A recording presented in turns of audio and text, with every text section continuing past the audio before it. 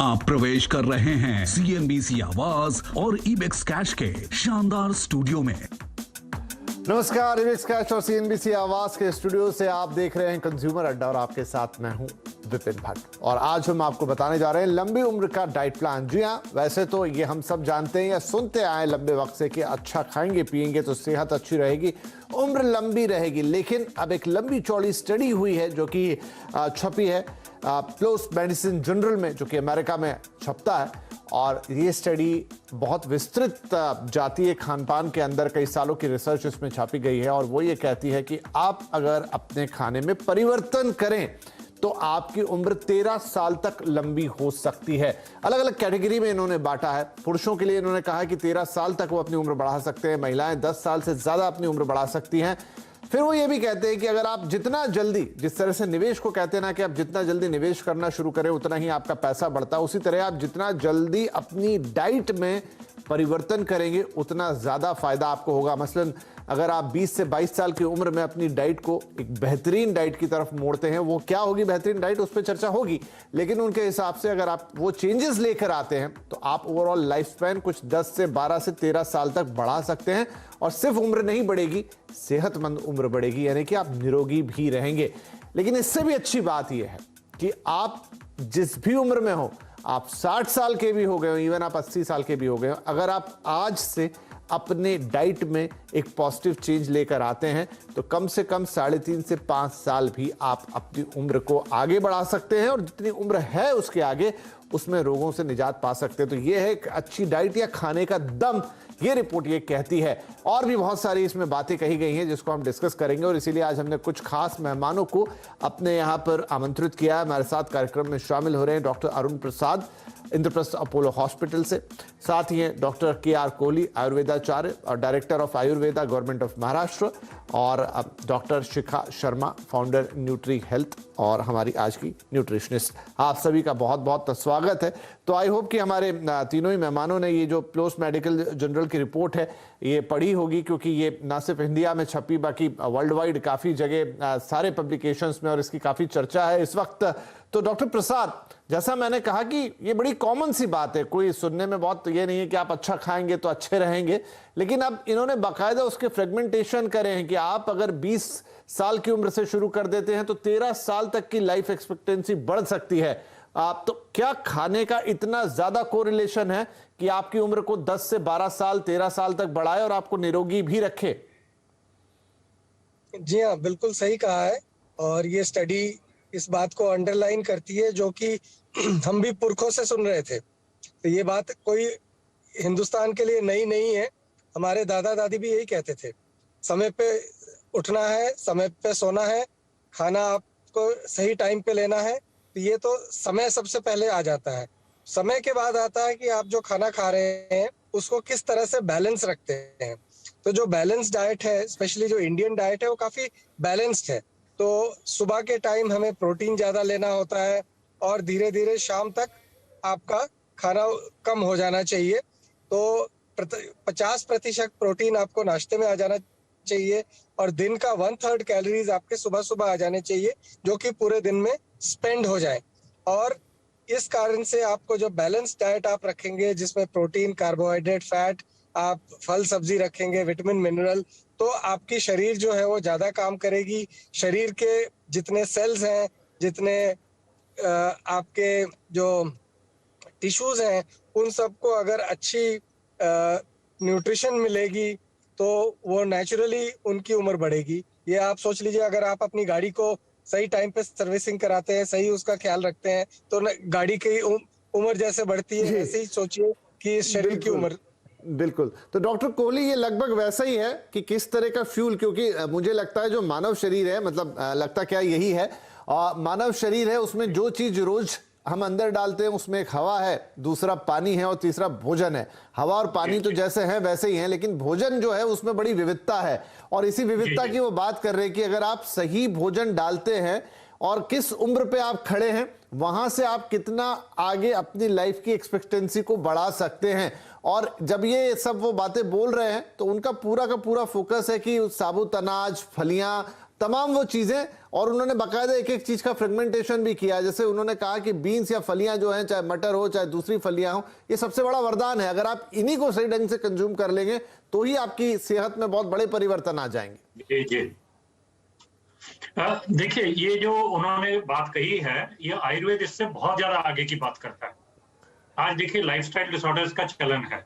Maximum जितना भी mortality है इस संसार में, जितने लोग ज्यादा मर रहे हैं वो नॉन इन्फेक्शियस डिजीज से, लाइफस्टाइल डिजीज से मर रहे हैं।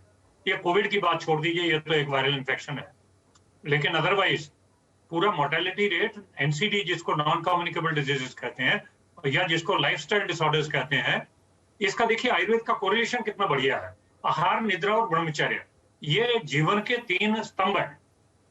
यानी पूरा लाइफस्टाइल पूरा इसी में आ गया। आहार मतलब खाना पीना, जो भी आप खा रहे हैं दैनंदिन अपनी दिनचर्या में।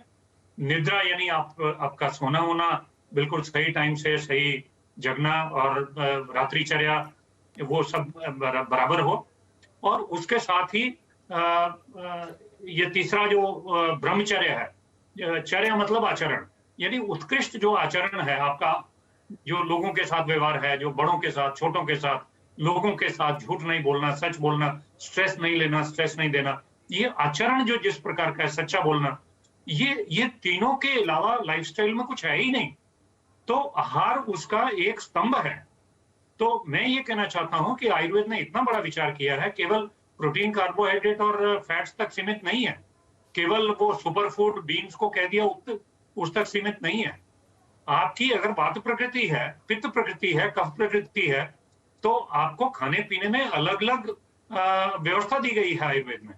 वात प्रकृति वाले को या सात्विक, राजसिक, तामसिक 3 प्रकार का आहार भी बताया गया जी। तो आपकी मानसिक प्रकृति कैसी है, आपकी शारीरिक प्रकृति कैसी है, उसके हिसाब से आपके खाने के नियम बनाए हुए हैं, तो उसी हिसाब से खाना चाहिए। मैं बड़ी सीधी सी सिंपल सी बात करता हूं कि अगर पित्त प्रकृति है तो आपको अचार नहीं खाना चाहिए, आपको गर्म चीजें नहीं खानी चाहिए, मसाले नहीं खाने चाहिए, उससे एसिडिटी होगी और बड़े सारे पित्त के विकार आएंगे, गुस्सा ज्यादा आएगा। अगर तामसिक कफरी प्रकृति है और मानसिक प्रकृति तामसिक है, यानी पहले से नेगेटिविटी है थॉट्स में, तो आप स्टेल खाना मत खाइए, बिल्कुल ताजा खाना खाइए और किसी भी प्रकार से मांसाहार मत करिए, सात्विक खाना खाने की कोशिश करिए, ताकि आप अपने उस तम गुण को, तमस को आप बैलेंस कर सकें।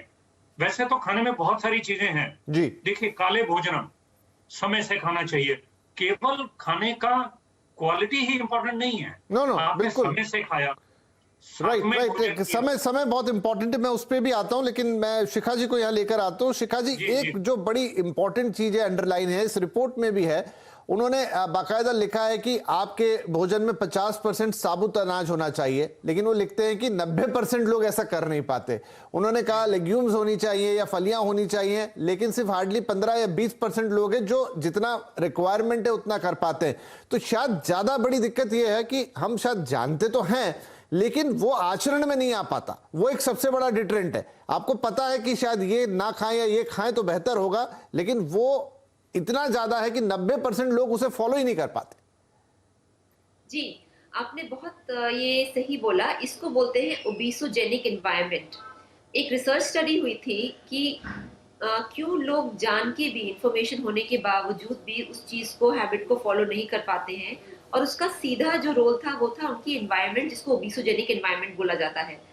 एक आपको छोटा सा एग्जांपल दें कि आजकल किसी भी टियर 1 टियर 2 सिटी में अगर आप देखें, चलने के लिए कोई सड़क नहीं है।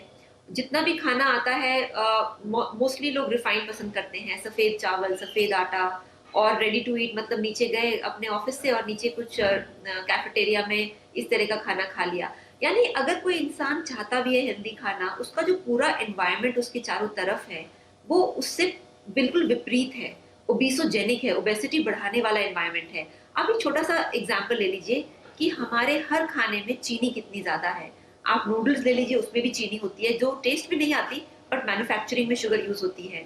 जितने भी आप प्रोडक्ट्स ले लीजिए, जूसेस ले लीजिए या कोई भी आप चीज लीजिए, शुगर का जो कंजम्पशन है पिछले कुछ 10-20 सालों में इतनी तेजी से बढ़ा है, और शुगर अपने आप में एक पॉइजन है।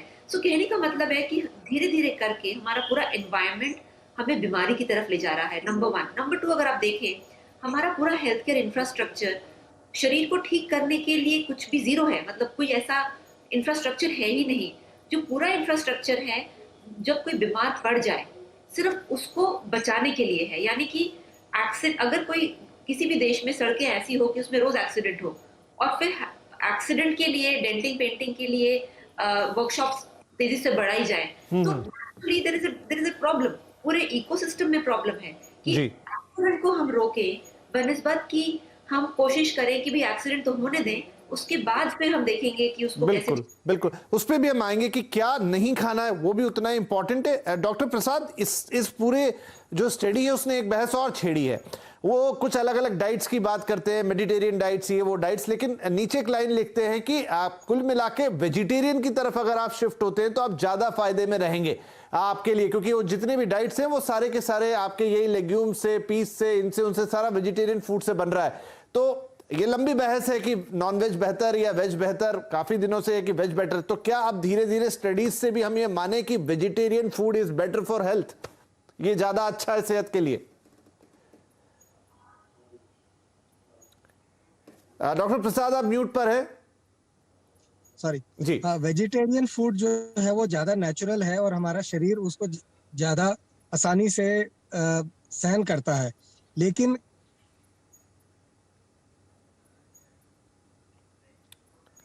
लगता है कि डॉक्टर प्रसाद का लिंक शायद थोड़ा फ्रीज हुआ है। तो डॉक्टर कोहली, यही सवाल मैं आपके पास लेकर आता हूं, क्योंकि आयुर्वेद तो और ज्यादा वेजिटेरियन फूड की बात करता है, और अब तो हम फॉरेन स्टडीज में भी देख रहे हैं कि वो कह रहे हैं कि ये पूरी स्टडीज के नीचे की एक अंडरलाइन लाइन है कि shift to the vegetarian.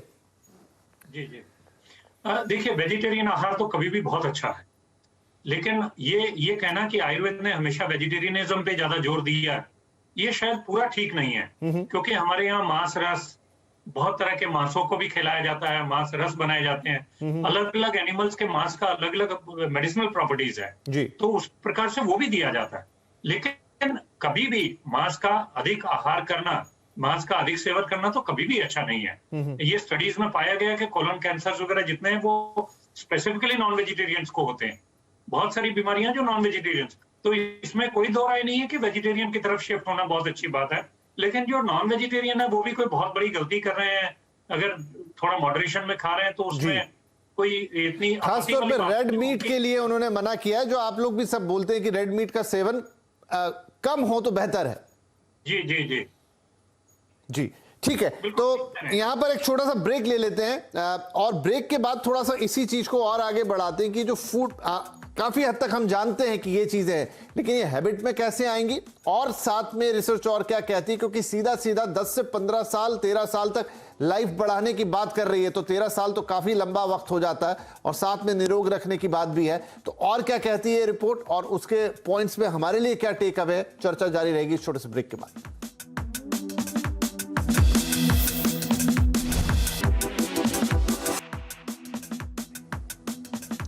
Welcome back, आप देख रहे हैं कंज्यूमर अड्डा, और आज बात हो रही है कि ऐसा डाइट प्लान बताया जाए आपको कि आपकी उम्र अच्छी लंबी बढ़े। तो एक ताज़ा स्टडी के मुताबिक डाइट में चेंजेस करने से आपकी उम्र में अच्छी बढ़ोतरी हो सकती है, 10 से 13 साल तक की। अलग अलग है पुरुषों के लिए, महिलाओं के लिए, लेकिन एक लंबी उम्र यहाँ पर हो सकती है।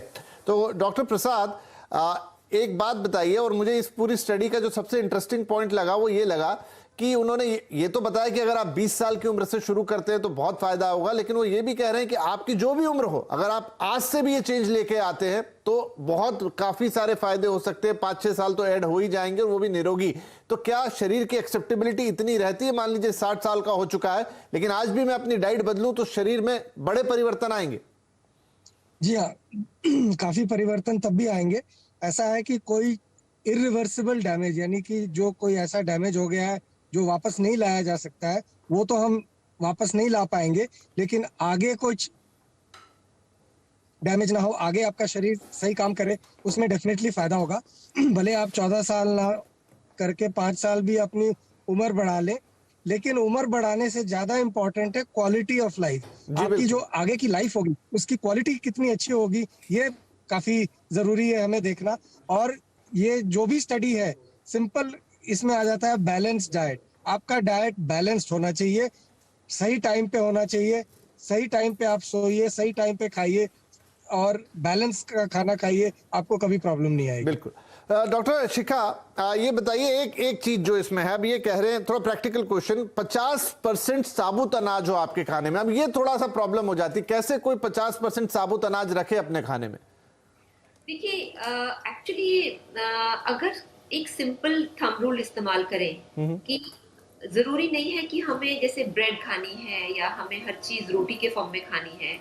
अगर हम जैसे काला चना है, काला चना उसको चाट की फॉर्म में खाते हैं, या अगर हम दलिया है, दलिया को नमकीन दलिया बना सकते हैं, या उसको हनी या गुड़ के साथ थोड़ा स्वीट दलिया बना सकते हैं। तो पहले जो डाइट होती थी आमतौर पे वो मोटे अनाज की होती थी।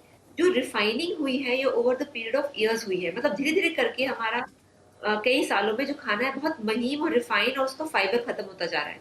तो मोटा अनाज का मतलब उसका फॉर्म थोड़ा सा मोटा होता है और उसकी कई वेरिएशंस होते हैं। जैसे पहले सब व्हाइट ब्रेड खाते थे, मुझे याद है बचपन में सब व्हाइट ब्रेड ही उस टाइम एक चलन था। आज की डेट में सब प्रेफर करते हैं होल ग्रेन ब्रेड।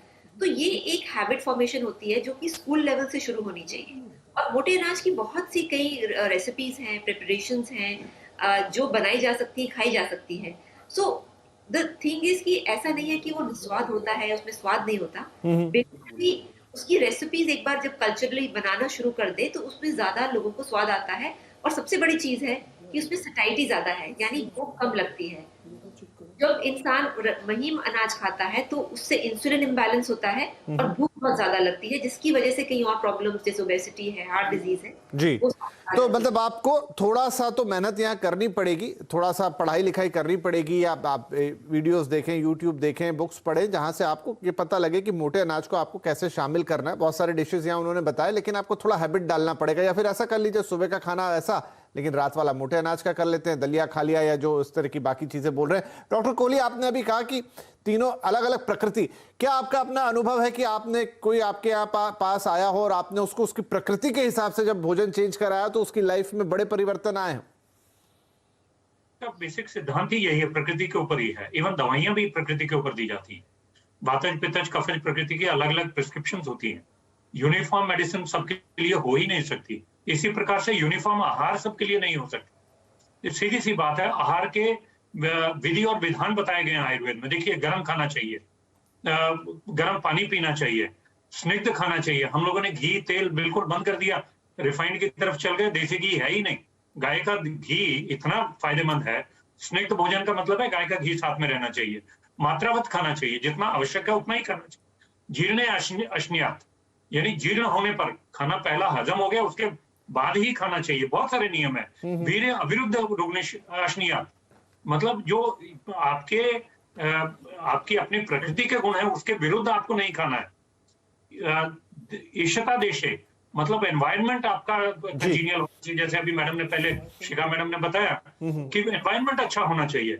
आप टीवी देख रहे हैं, टैबलेट देख रहे हैं, पिक्चर देख रहे हैं, उसके साथ नहीं खाना चाहिए। नहीं, बिल्कुल। तो डॉक्टर साहब सही है, दो चीजें हो गई फिर आपके मुताबिक कि एक तो खाना, जिसकी आज हमने बात की कि आपको क्या खाने में डालना है, क्या चीजें करनी है, और साथ में खाने का और जो पूरी सुबह से शाम तक का टाइम टेबल, क्योंकि ये दोनों ही बिगड़े हुए हैं।